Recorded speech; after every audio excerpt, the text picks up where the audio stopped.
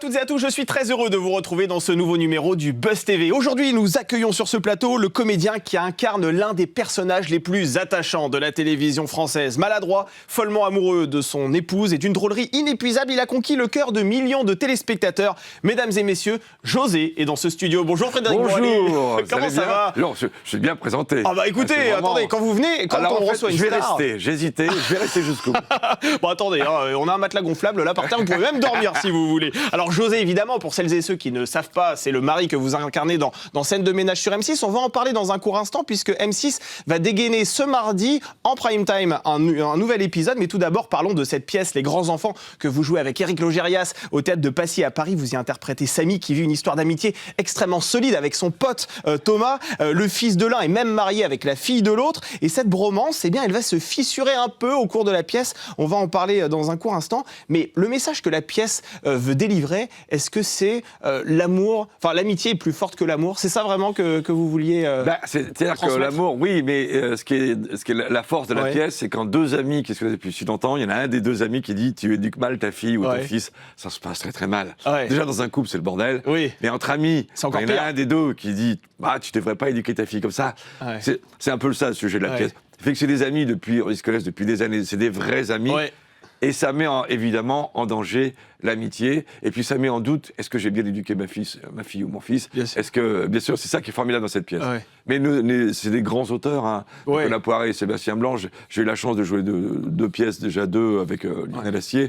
C'est des grands auteurs parce qu'ils font rire sur des sujets dont on n'a pas l'habitude de rire. Absolument, c'est vrai. Et le message est très subtil quand même. Hein. C'est assez fin. C'est une écriture très élégante. Surtout moi. Ah bah c'est vous de toute façon. De toute façon, vous allez dans le dictionnaire illustré, vous allez au mot élégant, vous voyez votre portrait à côté. Et les moufles, alors il y a élégant, il y a les moufles, il y a beaucoup de choses. Mais c'est un bonheur de jouer ce... Et puis mon camarade Éric Logérias, c'est génial. C'est vraiment... Enfin, on n'est que deux sur scène, donc c'est... Voilà. Oui, c'est assez intense d'ailleurs pour vous. Vous devez ressortir complètement les cibles. On est assez fracassés, mais heureux. Mais c'est le théâtre vivant. Alors après, vous jouez tôt, il faut le préciser aussi pour les couches tôt. On joue à 8h du matin. Voilà. Non, on joue à 19h. À 19h, absolument. On est sorti vers 20h30. Hein, c'est la première fois de ma vie que je joue à 19h. Je me rends compte que c'est super en fait. Bah, c'est pratique, vous avez c'est vachement bien. Parce que d'abord, il y a beaucoup de monde qui vient quand même. Voilà, on est ignorant de beaucoup de choses. Et en fait, ça marche très très bien. Et puis surtout, quand on sort, quand on connaît la soirée avec les amis et tout, c'est formidable. Et comment vous décririez ces deux hommes qui sont au centre de la pièce, donc ce fameux Samy et Thomas? Eh ben, c'est vraiment une amitié forte. C'est des gens qui se connaissent très... c'est ce qu'on dit sur l'amitié, hein. C'est des gens qu'on connaît et qu'on aime quand même. C'est ça, une des définitions de l'amitié. J'adore cette définition. C'est vraiment ça. On connaît nos défauts, on s'en amuse beaucoup au début de la pièce. Et puis, voilà. Et puis, l'amour qu'on donne à ses enfants, évidemment, ou trop d'amour, ou pas assez. Est-ce qu'on ose le dire, est-ce qu'on n'ose pas le dire? C'est ça qui est en jeu. C'est vrai. Et évidemment, ça remet pas en cause, mais ça bouge beaucoup de choses sur l'amitié, parce qu'il y a mon ami, qui est joué par Éric Logérias, m'a dit tu m'as pas assez révélé tes problèmes, tu m'as jamais dit, tu m'as mis à l'écart. Et moi, c'était par souci de le préserver. Mais en fait, j'ai eu tort. Lui, c'est pareil, il en a trop fait sur moi. Alors, c'est la vie, quoi. Bien sûr. C'est la vie, ça parle à tout le monde, vraiment. Et est-ce que vous avez déjà vécu une histoire d'amitié aussi forte que celle qui est racontée dans cette pièce? Moi, je suis très... ma vie est basée sur l'amitié. Vraiment, Ouais. C'est-à-dire que les copains, pour vous, c'est le plus important. Les copains d'abord, comme dirait l'autre. Les copains, les amis, et puis l'amitié se gère sur la longueur, évidemment. Mais les amis, pour moi, c'est ma famille que j'ai construite. C'est ça. C'est ma famille, c'est mes amis. Mais ils le savent, hein, mes amis. On s'appelle, je les vois souvent. C'est la base de ma vie. Et il se trouve qu'en plus, j'ai des amis vraiment dans le métier. C'est ce que j'allais vous demander. Vous avez vraiment des amis dans ce métier? Parce qu'on a coutume de dire que ce sont beaucoup des relations d'intérêt, des personnes qui viennent vous parler parce qu'ils savent que d'une certaine manière, vous allez pouvoir les servir à un moment donné de leur carrière. Est-ce que vous avez des vrais amis? Vous avez raison, mais ça, là, on les repère vite. Hein. On repère très très vite. Moi, les amis que j'ai sont aussi connus que moi. Donc, la question ne se pose pas sur cette Vous êtes sur le même pied d'égalité. Et puis, j'ai plein d'amis qui ne sont pas de ce métier-là aussi. Dans un village où je vais tout le temps, qui sont des amis à Tourtour, dans un village dans le Haut-Var. C'est des amis qui ne sont pas de ce métier-là, mais qui sont des amis très très proches, avec que je connais depuis 30 ans, qui sont des gens, pour moi, très importants. Et les amis connus, on peut citer qui, par exemple? Bon, il se trouve qu'en ce moment, je vois beaucoup un mec que je déteste, un chanteur pourri, qui s'appelle Benabar. Je déconne. Qui était sur le Figaro TV il y a quelques jours, d'ailleurs. C'est un mec génial. Ouais. C'est un mec humainement, quelqu'un d'assez exceptionnel, qui pour moi a un talent fou. C'est pour moi un des plus grands auteurs qu'il y a en France. Il n'y a pas moi qui le dis, hein. Il y a plein de gens qui le disent, bien plus qualifiés que moi. C'est quelqu'un qui a un talent fou et qui je ne connais pas quelqu'un de plus intègre et de plus drôle surtout, et de plus généreux que Bruno Benabar. Ouais. Oui, c'est un ami proche. Alors, je parle de Benabar parce qu'en ce moment, on se voit beaucoup. Vous voyez, il est en promotion, et puis je crois que vous étiez sur le canapé rouge de Michel Drucker. Oui, voilà, Bruno a eu la gentillesse de m'inviter. Ouais, c'est des gens importants dans ma vie. Ouais. Lui et sa femme, ouais. Surtout sa femme. Non, je déconne. Ah, mais alors là, on va créer des problèmes. Moi, je me désolidarise totalement de vos propos. Non, je suis pas témoin de ça. Ces conneries-là, tous les deux, on les fait tout le temps. Après, on ne juge pas, attention. Ah ouais. Non, bah non. Alors, non, je suis pas là pour juger. On est ouvert à tout, vous savez. Alors, on va poursuivre cet entretien avec vous dans quelques instants, Frédéric Bourali. Mais tout d'abord, je vous propose de découvrir les news médias du jour. Allez, on commence ces infomédias avec un véritable séisme qui secoue actuellement CNews. Jean-Marc Morandini a annoncé ce lundi qu'il se mettait provisoirement en retrait de l'antenne depuis sa condamnation définitive pour corruption de mineurs. Sa présence à l'antenne était devenue inconfortable et les critiques se multipliaient en interne. Parmi les voix les plus fortes, celle de Sonia Mabrouk, qui a même décidé de claquer la porte en fin de semaine dernière en présentant sa démission à sa direction. Et puis du coup, coup de théâtre. Ce lundi, Morandini publie un communiqué sur son compte X pour dire qu'il prend du recul le temps de, je cite, retrouver le calme et la sérénité. Il affirme que c'est une décision qu'il regrette. Mais est-ce que c'est vraiment lui qui l'a prise ou bien a-t-il été contraint par sa direction? Officiellement, mystère. Officieusement, plusieurs sources affirment que Philippe de Villiers, l'un des visages de CNews, aurait pesé très lourd en coulisses. Proche de Vincent Bolloré, il aurait posé un ultimatum à son patron. C'est lui ou moi. Alors, je ne vais pas vous faire réagir sur cette affaire, Frédéric Bourali, mais néanmoins, est-ce que vous regardez les chaînes d'information en continu? Est-ce que vous êtes un consommateur d'informations? Je suis un consommateur d'informations, mais pas particulièrement sur les chaînes en continu. Ah oui? Moi, tous les matins, je me lève avec 1 heure et demie. J'assure que c'est vrai. J'ai des applications pour ça. Je lis tout. Ah oui, je lis Le Figaro, comme je lis Libération. Je lis tout. Vous lisez vraiment toute la presse? La Marseillaise, je lis tout. Je lis les journaux locaux, parce que des endroits que je connais, comme dans le Var, dont je lis le matin, je lis, mais vraiment tout. Ah oui, donc sur l'actualité, vous êtes totalement à gauche, à droite, au milieu. Je m'intéresse beaucoup, mais vraiment, tous les matins. Je plus des magazines, je passe au moins 1 heure tous les matins à lire la vie de tout le monde. Mais Frédéric Bourali, vous qui passez votre temps à évoluer dans des intrigues fictives, est-ce que vous ne ressentez pas une certaine douleur lorsque vous êtes confronté à la réalité du monde, notamment lorsque vous lisez la presse, par exemple? Comme tout le monde. Oui. Bah oui, bien sûr, mais comme tout le monde. C'est pas parce que mon travail est de fabriquer de la fiction qui d'ailleurs très liée à la réalité, souvent bien plus fictionnelle ou inversement que ce qu'on croit. Mais ça ne m'empêche pas de m'intéresser à ce qui se passe dans le monde, bien entendu. Mais je ne suis pas le seul. Hein. Mais est-ce que jouer dans des comédies, pour vous, c'est aussi une façon de se protéger de la brutalité du monde extérieur? Est-ce que parfois, quand vous êtes sur scène, vous vous dites, là, il ne se passe rien, je suis dans un monde drôle, je suis dans une réalité, enfin dans une fiction, quand je suis finalement... sur scène, il ne se passe pas rien. Ouais. Oui, non, c'est vrai, il ne se passe pas rien, c'est certain. Non, vous avez raison. Voilà. Alors, non, mais c'est pas ça, je déconne. Mais... Non, parce que... En disant qu'il n'y a pas la guerre, quoi, généralement. Il n'y a pas la guerre, et puis on risque pas sa vie. Et puis les enjeux durent 1 heure et demie, bien sûr. Mais quand même, sur scène, on peut dire des choses quand même. Hein. Oui. Là, tout à l'heure, on parlait de l'éducation des enfants, c'est pas rien. C'est vrai, vous avez raison. C'est un sujet de société. Ça n'a rien à voir avec d'autres, la guerre. Mais bon, c'est un sujet qui concerne des choses importantes dans la vie des gens, quand même. Oui, bien sûr. Et puis, on fait toujours rire. La base du rire, c'est toujours un drame. Un vrai drame. Toujours. Que ce soit la Grande Vadrouille, ça se passe pendant la guerre. C'est toujours un drame au départ. Je rappelle, le Père Noël est une ordure. Oui. On oublie que ça se passe quand même pendant le jour de l'an, où les gens répondent pour les gens qui vont se suicider. Oui, c'est vrai, vous avez raison. C'est un drame absolu. Les personnes Allez faire rire avec ça. Eh ben si. Ouais, c'est vrai. C'est l'élégance de la chose. C'est la noblesse, je dirais, de la chose. Et la bonne écriture aussi qui permet de l'amener avec... la difficulté. Mais c'est vraiment la noblesse de la chose. Faire rire sont des choses qui, a priori, ne sont pas faites pour ça. On peut faire rire sur la guerre. Dans les camps de concentration, il y a des gens qui arrivaient à faire rire leurs camarades. Il y a eu des films merveilleux là-dessus. Oui, bien sûr. Bien sûr. Le film de l'Italien. Roberto Benigni. Roberto Benigni, voilà. Oui, bien sûr. C'est ce qui sauve le monde. Oui, absolument. C'est ce qui sauve le monde. Donc, c'est pas rien.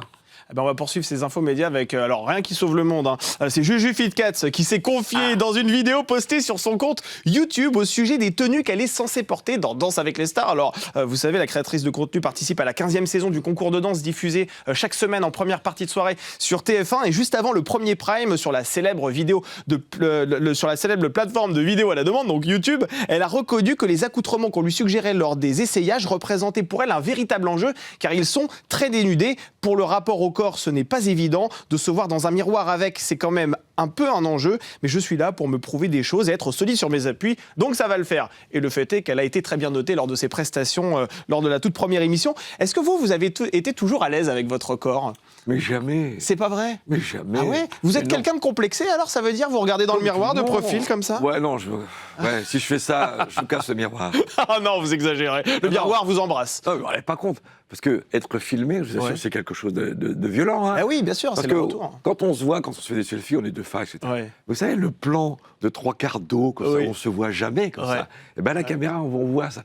Et de toute façon, que ce soit comédienne, comédien, tous les copains que j'ai, enfin tout ça, on ne s'aime, personne ne s'aime. C'est vrai. Personne. Mais ça doit être une souffrance d'une certaine manière de vous voir parfois sur un écran retour. À force, on finit par accepter. Oui.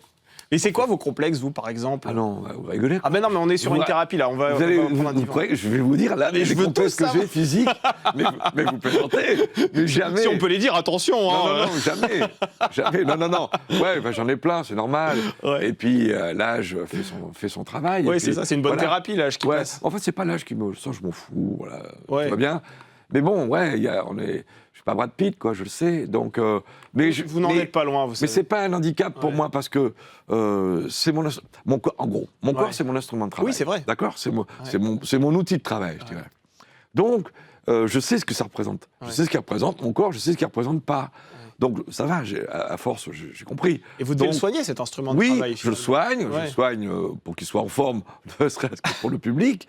Puis pour faire ce que j'ai à faire. Ouais. Mais c'est mon instrument de travail, donc j'assume. Ça n'empêche pas d'avoir des complexes. Oui, mais ça veut dire que parfois vous êtes obligé de suivre des régimes, de faire des séances de sport un peu plus intenses pour pouvoir obtenir des rôles. Je fais du sport beaucoup tous les matins, mais ça c'est pour être en forme au théâtre. Ah oui. Oui, ça c'est pour être en forme. Vous êtes obligé d'avoir cette hygiène de vie-là pour pouvoir tenir. Le théâtre, c'est un match de foot tous les soirs. Hein. Ah oui, vraiment. Et c'est une grosse... vous avez vu la pièce, je crois. Oui, c'est une intensité énorme, d'1h30 sur scène. Parce que vous n'êtes que deux. On n'est que deux, on sort pas de scène. Ouais. Ce qu'on a à jouer, émotionnellement, c'est très fort ce qu'on a à faire. C'est assez virtuose. C'est une intensité énorme. On termine, on est rincé. Ouais. On est heureux, mais rincé. Et puis ça picole beaucoup sur scène quand même. On peut le dire. On peut le dire. Vous ouvrez quelques bouteilles quand même. Il y a quoi d'ailleurs dans ces bouteilles-là C'est pas de l'alcool. C'est pas de l'alcool, vous pourriez pas. Bien sûr. Non. On le joue, mais c'est pas de l'alcool. C'est bien fait. On y croirait presque. Ouais, non, mais je me plains pas en disant ça. Mais voilà, il faut faire gaffe. Quoi. Bien sûr. On fait tous. Mais c'est comme un sportif de haut niveau. Je pense que la comparaison est plutôt bonne. Alors de haut niveau, de sportif, non, parce que le sportif de haut ferait beaucoup de sport en temps par rapport au match qu'il fait. Mais nous, on est obligé de s'entretenir. On fait gaffe. Fais gaffe, faut tenir physiquement et énergiquement sur scène. Ouais. Allez, on termine ces infos médias avec le chiffre du jour, 1,2, et c'est en millions le nombre de téléspectateurs qui se sont rassemblés devant le documentaire de Karine Lemarchand consacré aux nouveaux Français 100 ans d'immigration. C'était ce lundi 9 février en première partie de soirée sur M6. Alors c'est un petit score, 7,5% de part d'audience. Cette enquête a retracé un siècle de mouvements migratoires à travers de nombreuses archives, et c'est vrai que beaucoup de téléspectateurs sont concernés par cette question, puisqu'environ 1 habitant sur 5 en France est immigré ou descendant d'immigrés, ce qui représente à peu près 13 millions de personnes. Vos origines, vous les puisez où exactement ? Vous avez déjà fait cette enquête de généalogie ? Ouais, un peu, pas trop. Je devrais le faire d'ailleurs, mais je sais que du côté de mon père, il y a très lointain, mon arrière-grand-père était corse, il travaillait en Corse.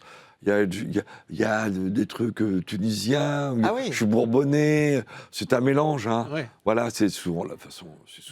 On est souvent des mélanges. Bien sûr, vous avez raison. Obligatoirement, par mécanique, je dirais. C'est normal. Oui, voilà, donc... Je retiens beaucoup la Corse, quand même. Je ne vais pas vous poser les sales questions, là, aujourd'hui. J'en avais quelques-unes. Mais vous pouvez poser des sales questions, je répondrai ce que je veux. Vous m'enverrez de vos amis. Eh bien, justement, des questions, on en a plein au sujet de la pièce de théâtre que vous présentez au Théâtre de Passy. On en parle tout de suite dans l'interview du Buzz TV. Merci. Alors, Alors les grands enfants, donc je rappelle, c'est le titre de la pièce que vous jouez au Théâtre de Passé en compagnie d'Éric Logérias. C'est un huis clos avec Samy que vous interprétez. Et cet homme, c'est le meilleur ami de Thomas, donc qui est interprété par votre collègue Éric Logérias. Leur histoire d'amitié va si loin que leurs enfants sont mariés. Sauf qu'au début de la pièce, coup de tonnerre, ils divorcent. À ce moment-là, comment les deux personnages vont-ils réagir? La difficulté, c'est qu'ils vont essayer de comprendre pourquoi. Ils se disent, mais comment se fait-il que nous, alors qu'on est tellement amis, et puis moi j'ai une fille et lui, il a son fils, d'accord, qui sont ensemble, voilà. On est tellement amis, normalement, comme nous on est amis, ces imbéciles pensent que comme ils sont extrêmement amis, nos enfants ça devrait marcher très bien. Totalement. Évidemment, et ça ne marche pas. Enfin, qu'on nous dit. Et ils essayent de comprendre au début. Et puis en essayant de comprendre, ils imitent leur fille, leur garçon, tout ça, et puis en essayant de comprendre, ils finissent par se dire non, en fait, c'est de ta faute. Et l'autre me dit c'est de ta faute. Et là, ça commence la pièce bascule un petit peu dans autre chose. On rit encore, mais ça grince quand même pas mal. C'est une amitié vraiment en dents de scie. On sent vraiment qu'au fil de la pièce, leur amitié se dégrade. Bah oui, parce que s'ils se sont trompés à ce point-là sur leurs enfants, est-ce qu'ils ne seraient pas trompés sur leur amitié? C'est ça, c'est toutes ces questions-là qui sont en creux. C'est assez joliment fait d'ailleurs, parce que c'est pas si direct que ça, mais c'est des questions. Je le sais parce que les gens, quand ils sortent du spectacle, ils viennent nous voir pour nous dire ça. Ils disent, ah ouais, quand même, l'amitié, ah oui, comme quand on éduque ses enfants. Enfin, les gens ne découvrent pas qu'ils éduquent leurs enfants, ce que je veux dire par là, mais c'est vrai, moi, et puis je suis papa. Oui, bien sûr. J'ai 2 enfants aussi. Donc je sais bien la difficulté d'être papa. Bien sûr, c'est une pièce qui déculpabilise les parents aussi, avec l'humour. C'est-à-dire que vous dites aux parents, on fait ce qu'on peut, vous faites ce que vous pouvez, et à aucun moment ne vous laissez pas juger. Finalement. En gros, personne n'est parfait, ni les parents, ni les enfants. Oui, exactement. Je le rappelle, ni les enfants. Vous faites bien de le rappeler. Ni les parents. Ils vont pas nous faire chier. Jusqu'au bout. Déjà qu'on les a mis au monde. Mais je les aime tellement. Les miens sont parfaits. Mes enfants sont parfaits. Justement, est-ce que le papa que vous êtes a tout réussi aussi? Vous avez déjà fait cet examen de conscience? Il faudrait vraiment que je sois marqué. Et attention, crétin. Attention, un crétin va parler. Vous pourriez dire sûr, oui, j'ai tout réussi, monsieur. J'ai tout réussi, je suis un père parfait. Bien sûr que non. J'ai fait, par contre, ce que je sais, j'ai tout fait pour essayer d'être un père parfait. Mais bien sûr que j'ai raté des trucs, bien sûr que bah oui. Qu'est-ce que vous regrettez, par exemple? Est-ce que votre métier de comédien vous a parfois éloigné aussi de votre cocon familial parce que vous étiez en tournage à des moments clés, des anniversaires, des Noëls, par exemple? Parce que j'ai posé la question aux enfants qui sont grands maintenant. A priori, ils n'en ont pas souffert. Alors c'est vrai que, mais ils venaient sur les tournages, ils venaient en coulisses, ils venaient, ils étaient tout le temps avec moi, le plus possible. C'est vrai que j'étais souvent parti, mais j'étais là aussi. Et des fois, d'ailleurs, j'étais là beaucoup, et ça les a bien gavés aussi. Ils auraient préféré que je reparte en tournée. Faut pas... Oui, parce que vous êtes un père peut-être un peu dur, on vous voit là comme ça, rigolo, vous savez taper du poing sur la table. Oui, mais surtout mes copains se sont foutus de ma gueule beaucoup. On m'appelle la mère juive, c'est-à-dire que moi, je suis très... mes enfants, vous êtes protecteur. Je suis très protecteur, ils me le reprochaient aussi. Voilà, ça fait partie des choses que les enfants peuvent reprocher à leurs parents, d'être trop protecteurs, de ne pas être assez, C'est un métier très compliqué, les parents. Et il n'y a pas de guide pour ça? Non, il n'y a pas de... Enfin, il y en a, mais ça c'est du cas par cas. Et vos enfants, c'est Lucien et Félix, c'est ça? Félix, Ils ont quoi? Ils ont une trentaine d'années? Il y en a un qui a 30 ans, l'autre 24. 24, absolument. Lucien est infirmier aux urgences. Ah oui. Moi, je suis en admiration devant ce qu'il fait. Et puis, Félix est directeur artistique. Je suis en admiration complète de ce qu'il fait. Vous lui avez donné le virus oui, non, mais il sait faire des choses, heureusement pour lui, que je ne sais pas faire. C'est très bien pour lui. Il fait des choses assez extraordinaires. Il est dans un métier de création. Enfin, c'est assez extraordinaire ce qu'il fait. À 24 ans, il m'épate. Et puis, Lucien, qui est l'infirmier aux urgences. Parce qu'être infirmier aux urgences, c'est pas évident. C'est pas évident, c'est un euphémisme. Oui, parce qu'on sait que heureusement qu'ils sont là. Beaucoup. Vous le voyez. Alors, on les connaît, les infirmiers, c'est des branleurs, ils foutent rien, ils sont surpayés. Évidemment. Ils ne savent même pas où mettre leur pognon. C'est connu. Alors qu'il suffit de se rendre une seule fois à l'hôpital pour se rendre compte à quel point ils travaillent dans des conditions dégradées. Et Dieu sait qu'ils ne roulent pas sur l'or. Non. En France, c'est assez scandaleux. C'est assez scandaleux comme ils sont si mal payés, si mal considérés. Mais c'est scandaleux, c'est incroyable. Voilà. Ils ont des heures. Enfin bref. Je ne veux pas parler de ça, mais... Non, mais vous avez raison. Mais ils posent quel regard sur votre parcours, vos enfants? Est-ce qu'ils vous regardent dans scène de ménage, notamment? Ils viennent vous voir au théâtre aussi? Ils viennent me voir au théâtre. Là, ils ne sont pas venus encore, mais c'est le public qui me fait le plus peur. Moi, les journalistes qui viennent, tout ça, je m'en fous, mais... Non, mais voilà, vous avez l'habitude. Voilà, j'ai l'habitude. Mais les enfants, quand ils viennent... Parce que, vous savez pourquoi j'ai peur? Parce qu'ils ont peur pour moi. Ah oui? Ouais, parce qu'on s'aime, enfin, on est c'est une peur communicative. Oui, ils veulent que ça se passe bien, bien sûr. Et bon, je touche du bois, ça se passe souvent bien. Mais Donc voilà, et puis il y a une intensité émotionnelle bien sûr énorme, bien sûr. Oui, ils vont venir me voir. Et ils posent un regard critique parfois sur votre travail ou bien en toute objectivité, ils trouvent que vous êtes naturellement formidable? Non, ouais, ils sont critiques, oui, bien sûr, et c'est super. Et leurs critiques, je peux vous dire que je les écoute, bien sûr. Après, ce sera à eux de demander. Oui, il faudra leur demander, effectivement. Ce sera intéressant, effectivement, de s'entretenir avec eux. Rigolo, et la grande réussite de cette pièce, et vos enfants vont le découvrir, c'est finalement votre complicité sur scène avec Éric Logérias. Comment cette rencontre s'est-elle faite? Vous le connaissiez avant, j'imagine? Il y a quelqu'un qu'il faut quand même citer, qui est assez essentiel, qui est une metteuse en scène, qui est Anne Bouvier, qui est une nana absolument géniale. Et puis, c'est toujours pénible d'entendre les acteurs dire « Ouais, je travaille avec une équipe formidable. » Mais quand c'est vrai... le cas, c'est quand c'est vrai... Parce que ça n'arrive pas toujours. Mais là, Anne Bouvier, c'est quelqu'un d'assez exceptionnel. On a un producteur génial, Jérôme Fouché, qui est... Enfin bref. Et j'ai la chance, depuis de très nombreuses années, de pouvoir choisir les pièces, de pouvoir dire non. Donc... mais un de mes critères, évidemment, le premier critère, c'est le texte, bien sûr, c'est la pièce. Et puis le deuxième critère, tout de suite, c'est le partenaire, parce que tout dépend du partenaire. Le partenaire, c'est la chose la plus importante pour moi. Et vous passez du temps avec lui, donc ça se passe bien. C'est pas seulement le temps, mais c'est avec le partenaire qu'on fabrique les choses. Et Éric Logérias, c'est un mec génial, que j'aime beaucoup. C'est lui, il est metteur en scène aussi. Il m'avait mis en scène dans une pièce avant, qui s'appelait Ave César. Et on s'entendait très très bien. Ça fait longtemps qu'on voulait jouer ensemble. On cherchait la pièce, on ne trouvait pas, on n'était pas allé, etc. Et là, bingo. Donc c'est vrai que... Et ce qui est merveilleux, cette pièce qui parle tant d'amitié, c'est qu'on n'a même pas à le jouer. Les gens nous disent « Ah, dis donc, on a l'impression que vous connaissez depuis des années. » Absolument, c'est vrai. Et ça, c'est une alchimie sur scène qui est difficile à fabriquer. C'est vrai qu'il y a une vraie... On sent vraiment cette complicité qui transpire vraiment de vos deux personnages, mais ça va au-delà des personnages que vous interprétez. Tous les soirs, on est sur le spectacle même, alors, en dehors aussi, mais sur ce spectacle-là, de la première seconde à la dernière seconde, on est collés, on est proches, on est dans l'histoire, ça déborde pas, c'est tenu tout le temps. Et ça, j'aime ça dans le travail. Je déteste les gens qui... c'est tenu, quoi. C'est tenu. Et cette tension, elle permet de la folie, justement. Elle permet une liberté. Donc voilà, donc je suis très heureux. Et cette pièce s'intitule Les grands enfants. Qu'est-ce qu'il reste de l'enfant que vous étiez en vous? Mais j'espère beaucoup de choses, parce que c'est mon métier, de garder l'enfance. Et puis vous avez généralement des personnages qui sont, non pas enfantins, mais qui ont en tout cas une forme d'insouciance qui est assez touchante. Que leur part d'enfance est restée, absolument. Il y a une part d'enfance. C'est toute la beauté de notre travail, c'est de retrouver... Qu'est-ce qui faisait... Quand les enfants jouent aux soldats, ils sont à fond dedans. Ils ne se posent pas de questions, ils sont libres. Ils sont à fond, ils jouent aux cow-boys. Enfin, cow-boys indiens, ils font pas ça maintenant. C'est un truc de vieux cons, ça. J'y jouais aussi.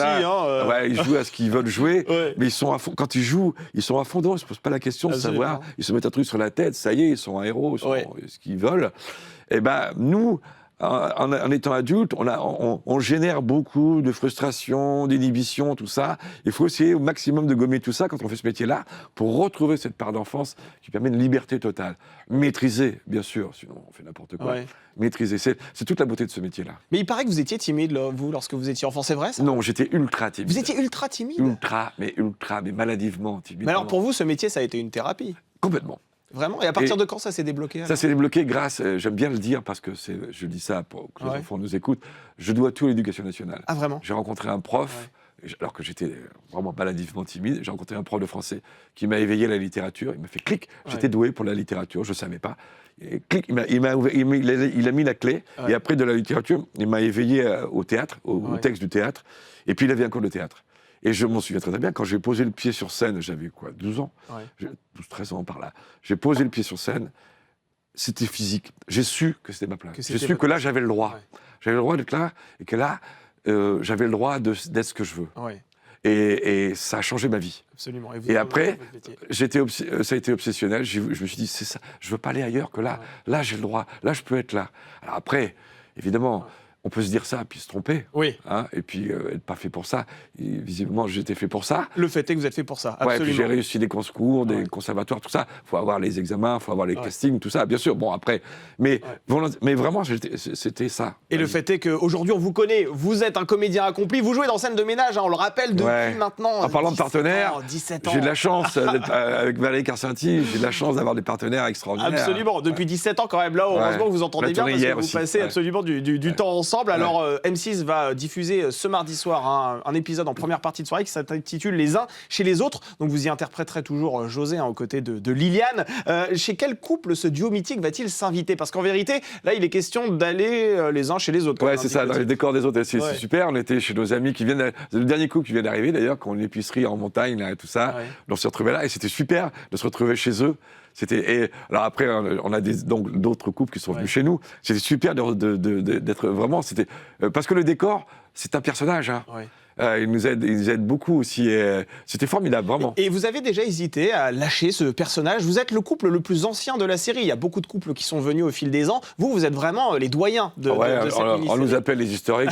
Les historiques, absolument. Bon, c'est vraiment pour nous faire chier. C'est les paléontologues. Ouais, c'est ceux qui nous aiment pas, ils nous appellent. Ah, les historiques. Mais je t'emmerde. Sauf que c'est vrai. On peut saluer l'expérience quand même. Non, mais c'est vrai. On peut la respecter. En fait, alors, c'est pas très compliqué parce que on tourne très peu, en fait. Ouais. On tourne que 2-3 jours par mois. Ouais. Par mois, c'est très peu. Donc, il n'y a pas d'usure de tournage, il n'y a pas d'usure de ça. Ceux qui tournent, il y a des séries en France où les gens tournent pendant 6 mois, pratiquement tous les jours, c'est autre chose. C'est génial à faire, mais c'est vraiment un autre parcours. Nous, on n'est pas usé par ça. Puis en plus, on choisit les textes, c'est un confort extraordinaire. Donc, on ne se rend pas compte, en fait. Moi, je me rends compte de 17 ans, vous savez comme moi, avec mes enfants. Il y a 17 ans, mais je me dis, putain, mais mon fils, il avait 6 ans. C'est là où vous voyez que le temps passe. C'est comme ça que je vois le temps qui passe. Et puis quand je me vois là, quand je vois ma gueule, je dis, ah ouais, le temps a passé. Mais non, vous n'avez pas changé. Tiens, on a reçu Isabelle Morini-Bosque, la journaliste média, hier sur ce plateau. Elle avait une petite question, voire même une remarque à vous faire. Je vous propose de l'écouter. Ah, mon Frédéric, j'adore ce type. Et je regarde régulièrement Scène de ménage, le replay, parce que je ne peux pas le regarder en direct. Mon Frédéric, quand est-ce que tu devrais prendre la main sur certains dialogues, y compris de tous les autres? Parce que tu viens du théâtre de boulevard, tu as le sens du comique et de la réplique qu'on plaque, et des fois j'ai le sentiment qu'il faudrait remuscler un peu les dialogues. Et ça, pour ça, toi, Gérard Hernandez, vous êtes des super mecs pour ça. Prends le pouvoir, je t'adore. Prends le pouvoir, Frédéric. Non mais elle est folle. Je l'adore, moi, je l'adore. Je l'adore, vraiment. D'ailleurs, entre parenthèses, on doit se faire un resto ensemble. Ça fait des années, on n'a jamais le temps. Et non mais jamais. Je ferais ça. D'abord, il y a 25 auteurs derrière. Il y a une armée. Il y a une armée. Puis non mais je l'adore, mais là, elle me fout dans la merde. Non. Mais jamais. Non. Vous voulez pas faire un petit putsch? Non, mais pas question. Non, puis les histoires de pouvoir, de toute façon, c'est pas mon école de vie. Non, mais vous participez à l'écriture quand même. Oui, je participe à l'écriture, mais tout le monde, bien sûr. Eh bien, Frédéric Bourali, merci beaucoup. Merci d'avoir été sur ce plateau. C'était un plaisir de vous recevoir. Alors, c'est vrai qu'on va vous retrouver au cours des prochaines semaines, des prochains jours. On peut déjà aller vous applaudir sur scène, sur le thème de Passy. Venez. Pour les grands enfants avec Éric Logéria, c'est vraiment une pièce qu'on a été voir et qu'on recommande. Vraiment, on a vraiment passé un bon moment. Ce soir, ce mardi, on pourra également vous regarder dans Scène de ménage sur M6 lors d'un prime absolument exceptionnel. Et puis vous serez aussi dans pas longtemps, je crois, sur TF1 dans une série qui s'intitule Ceylan et Cindy. Exactement. Vous allez jouer un rôle absolument aux côtés d'Alice Paul, notamment. Natacha Dindinger également. Super. On vous regardera et en tout cas, j'espère que vous viendrez nous en reparler. Avec grand plaisir. Avec joie. Merci beaucoup, Frédéric. Et le Buzz TV revient dès demain avec une danseuse de Danse avec les stars. Katrina Patchett sort un livre, elle sera sur ce plateau. Bonne soirée à toutes et à tous sur le Figaro TV.